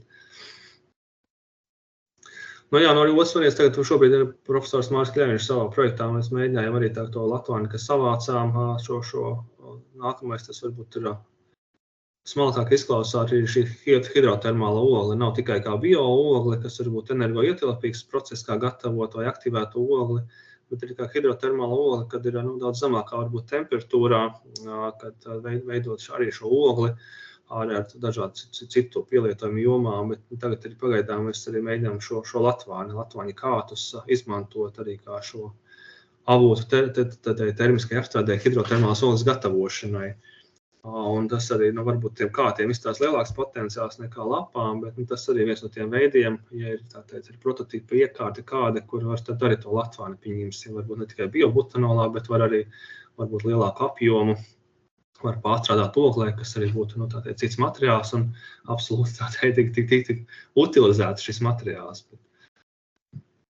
Bet jā, nākamais, jā, tā joma izstāsta, ka tie bioherbicīdi arī vēl ir, skatoties dziļāk tajās sastāvu virzienā, tad jā, šie bioherbicīdi parādās, tā teikt, ka ne tikai tie ķīmiskajiem, sintētiskajiem, bet kaut ko tāds maigākas izcelsmes, dabiskākas izcelsmes, pat jau no invazīva auga, bet, ja tā ir tikai eļļa, tad viņš neizplatīsies, bet viņu var izmantot. Bet to kompostēšanos jāskatās, jā, jo pagaidām ir, šis būs noslēdzies, varbūt, ka paralēli, varbūt tad jānodrošina, varbūt tēma, kādu varbūt studentam ir jāpiedāvā kā pētījuma tēma, un varbūt, kad ir tāda interese, tā teikt, ir vēlreiz vākt, varbūt taisīt šīs mikstūras, jo šie bija individuāli, un tā individuālā, tā nav laba pieredze īstenībā, jā, ka individuāli parasti neviens nedara, bet te bija atkal doma tieši, šī sastāvu viedokļi izpētīt, tā kā izsekot, kas tad notiek, tā nevis mikstūrā, bet tieši tīrajā. Bet ja tie pārējie var, bet tad latvānis nevar, bet spriganē atkal, jā, saknes, ne sēklas, nekas tur neizdzīvoja, tad tas tādā ziņā, ja sprigane saliek čupiņā, sakompostē, tad tā kā izskatās, ka viņi nesaglabās to dzīvot spēju, kad viņš tā teikt ir, arī ir lielās koncentrētas inhibējoši, bet arī tīru kompostu varbūt tā kā biezā slānī jau nenopērst. Bet ja šī mikstūrā, tad jau attiecīgi ir daudz labāk, jā.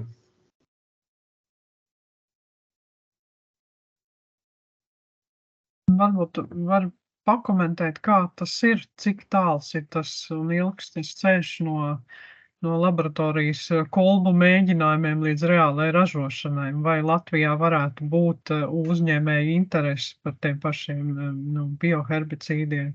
Droši vien medicīnā tas ir vēl ilgāk, kamēr viss testu stadijas tiek izietas. Par medicīnu es par tiem augiem nepateikšu. Iepriekš bija tāda saskare, tā teikt, vismaz Eiropā tas varētu būt ilgi, jo tās dēļ šīm veselības normām medicīnas produktu reģistrācija ir visnotaļ dārga, un ja tas pielietojums nav ļoti plašs, tas varētu būt sarežģīti no zinātnes, no publikācijas tikt līdz produktam. Līdz ar to sevišķi Eiropas Savienībā reģistrētiem produktiem. Attiecībā, Krievija mums ir slēgtāks tirgus, tur bija tāds arī no citām vai humusvielu produktiem vai citiem, tas, kas mums nav un visticamāk Eiropā to, kā brīdī neviens negribētu reģistrēt, tajā austrumos vai tajā pašā Ķīnā, Indijā vai tajā Krievijā, bez problēmām cilvēku uzturam tika tāda kā barības piedevas izmantots, vēl vien kā pudelīte un vitamīna vietā. Līdz ar to Eiropā medicīnai varētu būt sarežģīti, kā barības piedevas, pieņemsim šie paši polifenoli saturošie, pieņemsim lobarībiem vai mācīvnieku barību piedevas, lai būtu veselīgāki, kā būtu šis polifenola avots šiem mākslīgām barībām, tas būtu reālāks avots. Ja runājam par šo biomasas utilizāciju, vai tā būtu ogle, biogāze, tur varbūt nebūtu liela problēma. Tur varbūt tai biogāzei būtu vairāk tā kā pirms tam šis darbs šo kaloritāti noteikti, cik tur tā enerģija ir, cik tajās mikstūrās pieņemsim jaukt, jo viņiem arī gribās biogāzē stabilu to plūsmu. Protams, tie invazīvi augi ir, kad ievāc, kad atveda, arī šeit šī gadījumā visticamāk ir, lai tās būtu jāveic šis varbūt pētījums reaktorā mazākā, tās metāna veidošām baktērijām vai tās blāķis ar konkrēti individuālas sugas tā kā masīvi atved atvāņu tā kā kravu, palaiž tajā ķēdē vai miksēt, izskatās, ka vajag, ka vienkārši viņiem ar savu to kukurūzu samiksē un tad laiž plūsmā, lai nav tā kā 90% latvānis, vai sprigani šī gadījumā. Tad tas būtu varbūt ātrāks tas darbs, un varbūt viņi redz, ka tas veiksmīgi strādā, ka nebūtu arī pretestīgi. Vienīgais tas transports vests un tas vienmēr tās izmaksas. Un kompostēšana, jā, tās industriālas mums ir maz, varbūt ir tā mājas kompostēšana, jā, tad obligāti jāmiksē. Un otrs tas risks tam sēklām, jā. Tās dažas sēklas tomēr ir dzīvot spējīgas, kas tā. Ja mēs klāji skaļi pateiksim, tiem palielinās tas sugu skaits, ar ko jācīnās zemes īpašniekiem, un pateiksim, ka mājas kompostēšana ir jauka un dara tikai miksēt, tad jautājums, ko to kompostu darīt. Tas varbūt tā kā preventīvi uzreiz reklamēt Nav labi kaut kā no tās kompostēšanas savienības izstāst, kad vispār Eiropā ir virzība uz to mājas kompostēšanu. Arī varbūt samazināt šo transportu daļu, šos bioloģiskos, varbūt neaizvedīs neviens arī uz Getliņiem, Daibi vai tam līdzīgi, kad daļa sāks, kuriem ir iespēja turpat mājās tūrītī kompostēt. Bet tad, ja iet kopā ar pārtikas atkritumiem, plus ar invazīvo, tajās slānīšos kārtā mikstūrā, varbūt tas arī strādā tā teikt, bet tā kā bail arī par to, ja skatījos to temperatūru mērīju maisīju, lielākā daļa nemaisīs, un tas, protams, ārējā kārta nekas tur neizkarsīs, un tur tās. Bet vienīgais atkal cerība, atkal tas nākamais, tad obligāti tā kā, ko arī Agnes Facebookā uzsver pārējā, to vākšanu, pļaušanu, tā teikt, ir pirms izdziedēšanas, tā teikt, ir neļaujot izdziedēt, ja nav tā sēkla materiāla, tas ir cits stāsts, tad mēs šo risku samazinām, un tad var tā kā, ja tajos nosacījumos darat, bet darat ātri, tā teikt, ir pirms sēklām, nevis rudenī kaut kad vēlu, kamēr nav kontrola atnākusi, lai nenosūda, tad tā fiksa visām sēklām sametīsim čupā, vai ne? Vējš jau būs savu darbu izdarījis un putni varbūt. Bet tas būtu veids, ja tas ir viegli lēti, tad laicīgi sakām sezonas sākumā. Lupīna grūtāk, lupīnai tās sēklas visas sezonas garumā tur šaujās ārā, tad izzied. Un tad, kamēr vēl nākamais zied, tikmēr jau sēklas jau dažas ir Latvāniem, un tiem dažiem ir tā kā vienmērīgāks tas. Katrā ziņā es rosinu, ka mēs pie sevis dapa saimniecībā izmēģinām vismaz vienu nemiksēto, vienu miksēto kaudzi, kaut vai ar, varbūt ne ar Latvānu sākumā, bet ar šīm te svaigām smukām zeltslotām, kurām nav vēl koksnēm klātu, tagad var pļaut labi un ar puķu spriganēm. Tā praktiskā pieredze jau ļoti daudz ko dod, izmēģina tā un šitā, un tad redz, kas tur sanāk. Un ja tā čupa saglabājas, tad jātams tev vai nākamajā gadā tur kaut kas aug iekšā, tur.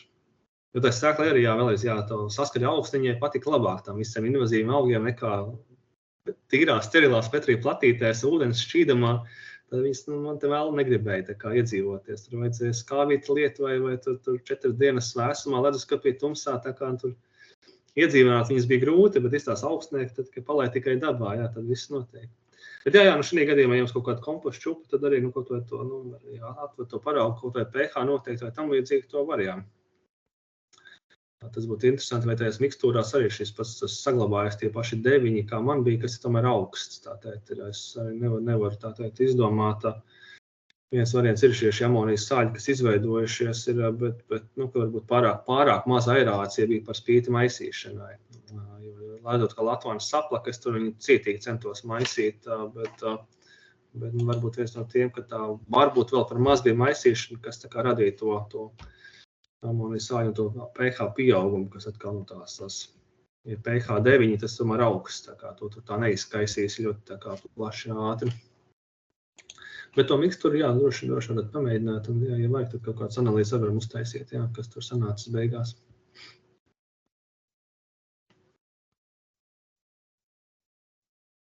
Varbūt vēl ir kādi jautājumi vai komentāri, izmantojot izdevību, ka mēs būtu vēruši pētnieki.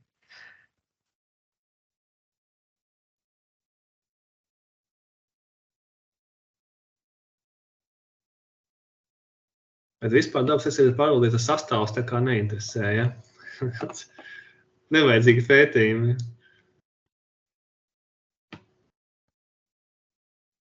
Bijām Krokainai rozē, jūs zināt daudz tās lokālos izmantošanas veidus. Es te biju viens no tiem, likās, kad ir nākotnē vajadzētu pievērst uzmanību, bijām Krokainai rozē un Sūrenē, jo citur pasaulē ir atraduši ir tādas veiksmīgas vielas vienkārši. Varbūt es sāku to lielo biomasas tiem radītājiem, bet rociņa pacelta. Jā, sveicināti. Es domāju, ka sastāvs varbūt tiešā veidā mums tiešā veidā neinteresē, jo mēs ar farmāciju nenodarbosimies, bet jebkurā gadījumā tas ir vērtīgi zināt, jo izejot no tā, ar tām pašām apkarošanas metodēm var saprast, kura ir veiksmīgāka. Piemēram, ja jūs izstāstat tur par kompostu sastāvu un ietekmēm un visu citu, pēc cik mums kā praktiķiem jāievieš tie pasākumi, jāizskaidro cilvēkiem kaut kas, tad mums ir tā informācija, ko iedot tālāk. Tādā ziņā vienalga, kāda veida pētījums tas būtu, kaut ko noderīgu vienmēr var atrast.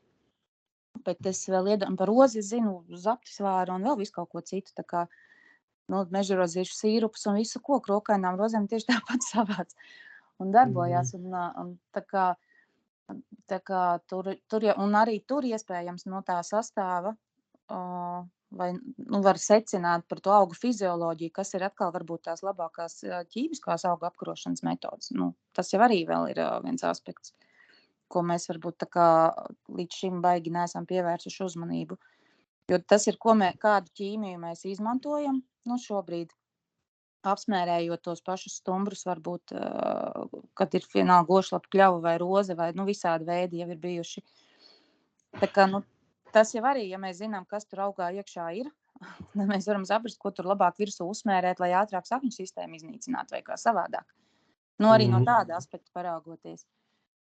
Bet es jau domāju, vai nepastāv kaut kādas opcijas. Es, piemēram, zinu, tas pats Vides risinājuma institūts, viņi tur ārstniecības augiem pēta sastāv un domā par visādām metodēm. Tur in vitro, kā tur kaut ko pavērot vai izmantot. Varbūt ir kaut kādi šie te privātie uzņēmēji, caur kuriem tas bizness Latvijā varētu tikt attīstīts.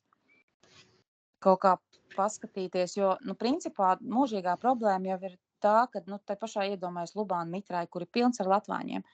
Tad, kad mēs plānu izstrādājām un paredzējām apsaimniekošanas pasākums latvāņu ierobežošanai, tad tur no, piemēram, biteniekiem sākās pretestība. Kad, nekādā gadījumā, vēl jau vairāk ar ķīmiju, ko jūs iedomājaties, mums bitēm nektāra auga nebūs. Ka tas, varbūt ir es nezinu, kā jāmēģina tā aktualitāte pagriezt tādā veidā, kad, lielisks nektāra augs, bet... Bet viņi tomēr izmantoja, laikam, bez bažām, vai ne, ka tur tā nesatraucās īpaši? Tur nesatraucās, un tas liekas normāli. Es pieņemu, ka var jau būt, ka ja uztaisītu kaut kādu tur medus analīzi par Lubāna bitēm, nekas traģisks jau tur neatrastos. Mēs tur nevarētu argumentēt, bet no otras puses, ja, piemēram, izdotos argumentēt, ka tas medus, nemaz tik labs nav salīdzinot ar citiem mediem, kas varbūt ir iegūti no dabiskākām sugām, vietējām sugām, vai no tiem pašiem griķiem, ka tas, varbūt ir, tas nav tas labākais arguments, kā vietējiem biteniekiem cīnīties pret tiem, kas grib varbūt ierobežot to invazīvo sugu. Tā kā tie aspekti jau ir dažādi, tur vienmēr ir par ko diskutēt un strīdēties ar cilvēkiem. Šajā gadījumā jau varbūt tas latvāņu medus pat labāks nekā kaut kāds rapša medus. Tā arī varētu būt, bet viena opcija par tiem, šajā gadījumā bija par cik tas pētījums, un solo pētījums nebija tik daudz uz to tieši to praktisko, to pārvērst tajā produktā. Viens variants, ka tie pētījumi rezultāti veiksmīgi, tad, kad viņi publiski pieejami, tie paši, kas ir zem universitātes, alternatīva plāns, arī tie pašiem virsniecības institūti, man liekas, viņi RFA sadarbojās. Viņi ir varbūt tā inovācija vērsta, nav ar to lielu mērogu. Viens variants caur viņiem iet to kanālu, kad, ja viņiem ir komerciāla interese, tātad kaut ko attīstīt līdz produktam savā tajā produktu portfolio vai izmēģinājumos vai nākamajos testos, tas ir uz cilvēkiem vai tā. Un tad par tiem pesticīdiem, skatīsimies parunāšu profesoru Marku Ļaviņiem, viņi izdevās iegūt šo Latvijas zinātnes padomes projektu, kā reiz arī par invazīviem augiem, par šiem ka par šo bioherbicīdu attīstību, tātad ir izstrādi. Un tad ir tā viens variants, kad ir skatīties, kas invazīvos augos ir, kam ir šī herbicidālā iedarbība, un otra tā nianse, kad ir, tad ir tā mēģi grupos, ko testēt. Viens variants, kā arī, tā teikt, ir, ja ir izveidot šādu veidu prototipu to, kā varētu būt šī ietekme, tad varbūt kaut kādā pilotu teritorijā pamēģināt ietekmēt tieši šos invazīvos augus. Kad ja to uz lauka dara, nevis tikai varbūt tā kā uz tām kultūra augiem vai nezālēm, bet varbūt izmantot vienu invazīvu augu, kurš ir bioherbicīds tā kā cita auga nomākšanai, kas ir cits invazīvais augs, ka tas to pat varētu tīri arī pētījumu laikā to pamēģināt izdarīt. Tad ir Silva Expo, manuprāt, ir tāds, kas ir mēģina dažādus tos visās arī vadībā, ir tas kungs, kas tur ir ļoti ieinteresēts šajos pētījumos, seko arī visās tajās konferencēs mazajās ir klāt, ķerot šīs mazās nianses, kamēr vēl nav izstrādāts nekas, kura varētu būt potenciāla ideja, kurai ķerties klāt reāli. Viņi arī varbūt nav lielā kompānija, bet viņi ir tā kā izstāsta, ka ir ļoti ātri mēģina atrast šos unikālos šos savienojumus, kam varētu būt potenciāls. Attiecīgi viņiem pieredze arī, protams, šo produktu komercializācijā ir un faktiskā ražotne jau ko ražo arī šo dažādus no skujām vai no citām augu ekstraktu vielām, kad viņiem ir attiecīgi jau reaktori, ir jau metode jau ir un attiecīgi tikai jāatrast, kuru vēl tas savienojam, no kura cita auga. Latvāns tādā gadījumā draņķīgs augs dēļ šīs iespējamās apdedzināšanās, bet tos riskus atkal cilvēkiem sagādā. Bet atkal bija arī kaut kādā tur ieraudzīja, kaut kur bija rakstīts arī, ka eģiptieši izmantojuši tieši ādas balināšanai to latvāņu, atkal to īpašību. Attiecīgi tajās ētriskajās eļļās arī gadījumā šis savienojums nav daudz, bet arī tas kuram ir piemīta šīs fototoksiskās īpašības, arī var izmantot, kur vajag balinošo efektu kaut kur iegūt tādā dozēta apjomā, lai nebūtu dedzinošais līmenis. Bet jā, šo es piefiksējuši ir tāda, jo pagaidām neesmu gājis, mēģinājis, ir atrast tās ausis tiem komercializētājiem.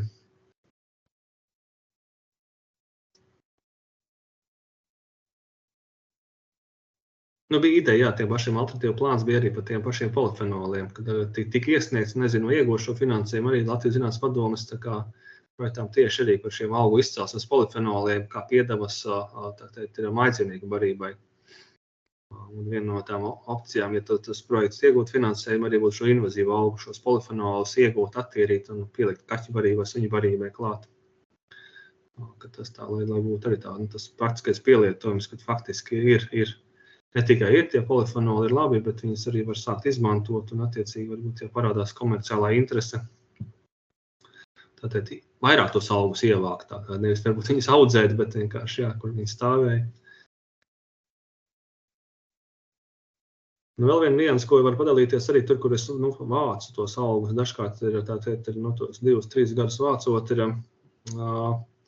to latvāni, man tur, kur es viņus izpļāvu tajā pašā gadā, tad, protams, arī kompostējot, pēc tam sēks vācot, tur tajā pašā gadā redzēju plankumu, kurš grib aizaugt, bet attiecībā par lupīnām un zāslotiņām tīri selektīvi mazā areālā viņam izdevās ierobežot, jo man vajadzēja ētriskām eļļām diezgan daudz tos ziedus, tad arī tām pašām lupīnām, kur sēklas vācu, tajā mažajās pļaviņās areālos, tajā 1-2 gadus vācot, palika trūcīgāk īstenībā, gan tos prigani, tātad vācot viņas sēklas, un zāslotiņā vācot ziedus, viņas pašas pļaujot, bija efekts, mazs, bet bija efekts, ka nākamajā gadā tu redzi, kad ir jāiet tālāk, tātad ir viena pļaušana tajā gadā un sēklu vākšana un ziedu tā kā nociršana kā līdzēja, tā. Latvānis laikam sakrāja saknē viss, un viņam tam nerūpēja.